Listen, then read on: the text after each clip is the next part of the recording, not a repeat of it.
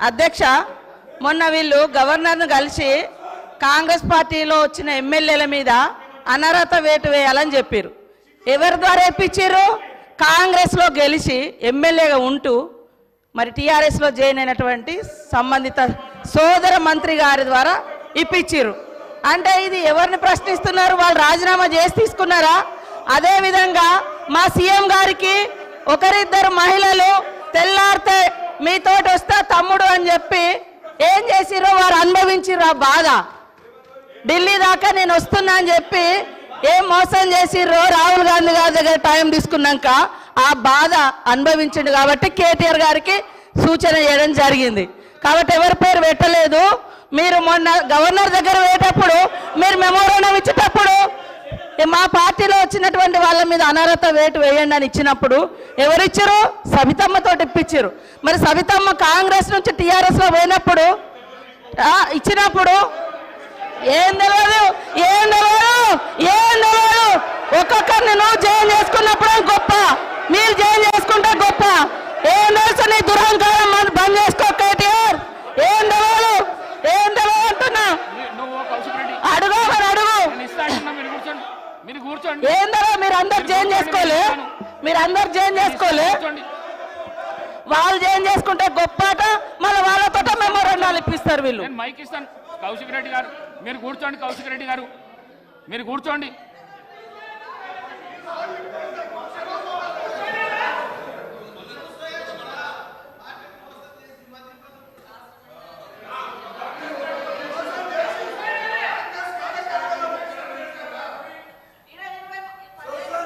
అనుభవించారు. మళ్ళీ అదే కాంగ్రెస్ విధానాల మీద తిడుతుంటే వాళ్ళిద్దరు చప్పట్లు కొట్టడం ఎంతవరకు కరెక్ట్ అధ్యక్ష? ఇప్పుడు కాంగ్రెస్ పార్టీలో 10 ఏళ్ళు మంత్రులుగా చేసిర్రు. మరి 70 ఏళ్ళ కాంగ్రెస్ విధి విధానాలు తెలిసే వాళ్ళ పదవులలో కొనసాగినప్పుడు మళ్ళీ కాంగ్రెస్ని తిడుతూ ఉంటే రోజు ఇట్లా కొడుతూ ఉంటారు. అది కరెక్టా అధ్యక్ష? అది కరెక్టా? నేను అందుకనే మేమెప్పుడు కూడా ఒకటి కట్టుబడి ఉన్నాం అధ్యక్ష. మంచికి బాధ్యత మాదే, చెడుకు బాధ్యత మాదే అట్లున్నప్పుడు. కానీ మంచి వాటికి మేము గొప్పవాళ్ళం, చెడ్డ వాటికి మాకు సంబంధం లేదు అని చెప్పుకునే కల్చర్ మాకు లేదు. అప్పుడు కూడా అదే చెప్పినాం. మేము పాత వాటిలలో మేము ఉన్నప్పుడు మా బాధ్యత ఉంటే మేమే బాధ్యులమని చెప్పుకున్నాం.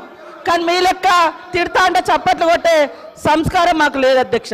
ఇంత అద్భుతంగా అసెంబ్లీని పక్కదారి పట్టిస్తున్నారంటే ఆయన వాగ్దాటితోటి 10 ఏళ్ళల్లో మరి గత తెలంగాణ ఉద్యమంలో ఇంటికో ఉద్యోగం ఇస్తామని చెప్పి మోసం చేసి మీరు ఉస్మానియా యూనివర్సిటీకి 10 ఏళ్ళల్లో పోలేని పరిస్థితి తెచ్చుకున్నది మీరు.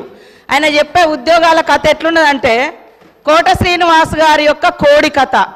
నోటిఫికేషన్లు ఇస్తే ఇచ్చుడు, ఈసారి మళ్ళీ ఓట్లు వేస్తే మళ్ళీ తర్వాత ఉద్యోగాలు ఇస్తాం, అట్లా ఆశ పెట్టుకుంటా మీరు మోసం చేసుకుంటూ వచ్చిర్రు. మరి ఆ 34,000 ఉద్యోగాలు 10 ఏళ్ళ అధికారంలో ఉండి మరి మీరు ఎందుకు ఇవ్వలేకపోయారని చెప్తున్నా. ఎందుకు ఇవ్వలేదు? ఇంకొకటి, దాదాపుగా ఈ రోజు వరకు మా నోటీస్కి వచ్చింది డబుల్ పెన్షన్స్ అంటే సర్వీస్లో ఉండి రిటైర్డ్ అవ్వడమో లేదా వాళ్ళ కుటుంబానికి వచ్చేటువంటి 20,000, 1,00,000 ఇట్లాంటి పెన్షన్స్ తీసుకునే వాళ్ళు మీ హయాంలో దాదాపుగా ఇప్పటి వరకు మాకు వచ్చినాయి 5,600 లిస్టు. లక్ష్మమ్మ గారు కూడా 24,000 పెన్షన్ తీసుకుంటుంది సార్. సరే, లోకల్ అధికారులు రికవరీ చేసినట్టుంది, అది మా నోటీస్కి రాలేదు. ఆమె 24,000 పెన్షన్ తీసుకుంటుంది, ఇటు 2,000 పెన్షన్ కూడా తీసుకుంటుంది. ఇంకొకటి, వారు చెప్పారు ఉద్యోగులకు 2 పెన్షన్లు ఇస్తామని చెప్పారని. ఎస్, మీ ప్రభుత్వంలో రాగానే ఆశా వర్కర్లు కావచ్చు, అంగన్వాడీలు కావచ్చు, బస్ డ్రైవర్ల తల్లిదండ్రులు కావచ్చు, వాళ్ళ పెన్షన్ కూడా తీసేసారు. కానీ మీ నాయకుల కుటుంబాలు, వాళ్ళ తమ్ములు అన్నలు వాళ్ళు తీసుకున్నారు కార్పొరేషన్ల పేరు మీద, వాళ్ళ కుటుంబంలో పెన్షన్ తీసుకున్నారు ఉద్యోగం వస్తుందని. కానీ వేరే చిరు ఉద్యోగుల యొక్క తల్లిదండ్రుల పెన్షన్ మాత్రం మీరు తీసేసారు సార్. కాబట్టి మీరు మాట్లాడేటప్పుడు వాస్తవాలు చూసుకోవాలి.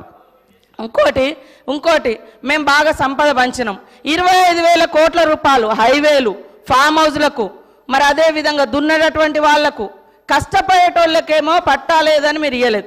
మీరు ధరని తీసుకొచ్చి పాపం పేదోళ్ళు అనేక మందికి పట్టాలు ఇవ్వకుండా, ఎవరెవరికో పట్టాలు ఇచ్చేసి సాగులో ఉన్న వాళ్ళకి పట్టాలు ఇవ్వకుండా, రైతు బంధు రాకుండా అన్యాయం చేశారు. కాబట్టే గ్రామీణ ప్రాంత ప్రజలు మాకు పట్టం కట్టింది సార్.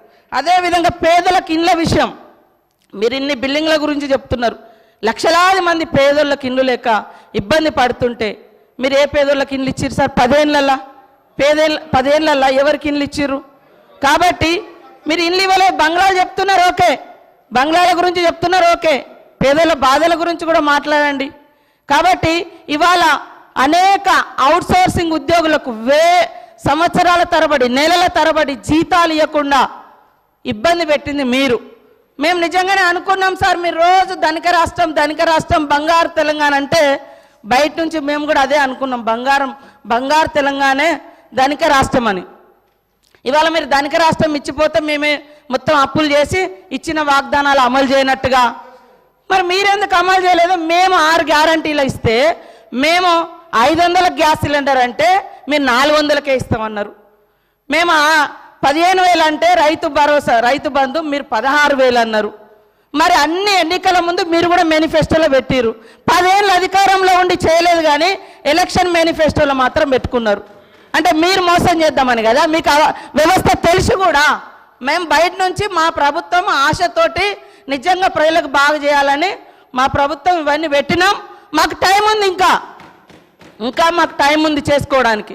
మీరు 10 ఏళ్ళలో చేయలే కదా, మీరు అన్ని పేపర్ లీకేజీలు ఇచ్చారు, ఇండ్ల పేదలకు ఇండ్లు ఇవ్వలేదు. మీరు పెన్షన్ కూడా 57 సంవత్సరాలకే ఇస్తానని మీరు గతంలో 2014 నుంచి 18 వరకు అధికారంలో ఉన్నారు. 18లో మేనిఫెస్టోలో పెట్టారు. ఎప్పుడు ఇచ్చారు?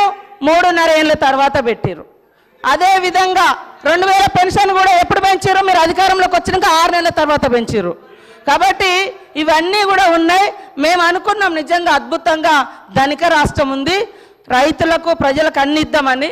కానీ 6 నెలలు సాధ్యం కాలేదు. కొన్ని మీరు రైతు రుణమాఫీ అని చెప్పి 8-10 ఏళ్ళు చేసిరు, అనేక విడతలుగా చేసిరు. మేము ఒక్కొక్కటి చేస్తున్నాం, ప్రజలు సంతృప్తిగా ఉన్నారు. కానీ బాధంతా మీకే కనబడుతుంది, 3 నెలల ఎలక్షన్ కోరికే పోయింది సార్, అది కూడా తెలుసు. కానీ పదే ఇవ్వలేదు. ఇవ్వకుండా మాకు ప్రజలు బుద్ధి చెప్పేటప్పుడు చెప్తారు. ఖచ్చితంగా ఇచ్చిన మాటకు మేము కట్టుబడి ఉంటాం. కొద్దిగా ఓపికతోటి ఉండండి. మీరు కూడా చాలా చేయలేదు, కానీ మేము చేస్తాం. ప్రజల తరపున అడగడమే మా ధర్మం. 100 రోజుల్లో చేస్తామని హామీలు ఎవరు ఇవ్వమన్నారు? 100 రోజుల గడువు ఎవరు పెట్టమన్నారు? మేము అడిగినామా? ప్రజలు అడిగినరా?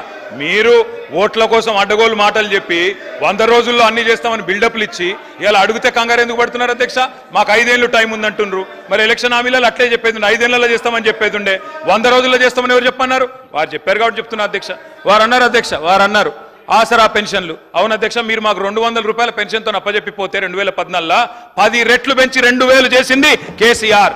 ఆడపిల్లలకు పెళ్లిలకు మీరు ఒక్క పైసన్నది ఇయ్యలే, 1,116 ఇచ్చింది కేసీఆర్. రైతులకు మీరు ఎన్నడొక్క పైస ఇయ్యలే. రైతులకు పెట్టుబడి భారతదేశంలో స్వాతంత్రం వచ్చిన తర్వాత మొట్టమొదటిసారి 72,000 కోట్ల రూపాయలు ఇచ్చింది కేసీఆర్. అధ్యక్ష, ఏమి చేయలేదని మాట్లాడితే మాకు అవకాశం ఏంటి, ఇంకో గంటన్నర చెప్తాం. మంత్రి గారు కాబట్టి వారు ఏమైనా చెప్పొచ్చు అనుకుంటే కుదరదు అధ్యక్ష. వారు అన్నారు ఉద్యోగాలన్నీ ఇచ్చారు. అధ్యక్ష, నేను మంత్రి గారికి చెప్తా ఉన్నాయి, నేను వారికి పంపిస్తాను. నాకు తెలుసు మీరు అడుగుతారని. మా ప్రభుత్వం ఉన్నప్పుడు అధ్యక్ష 2,32,000 ఉద్యోగాలకు మేము నోటిఫికేషన్లు ఇచ్చాము. 1,60,083 ఉద్యోగాలు భర్తీ చేసినాము. ఇంకొక 40,000 ఉద్యోగాలు ఈరోజు మీరేవైతే కాగితాలు ఇచ్చి ఫంక్షన్లు చేసుకుంటున్నారో అవన్నీ గత ప్రభుత్వంలో ఇచ్చినాయే, మీరు ఇచ్చినాయి కాదు.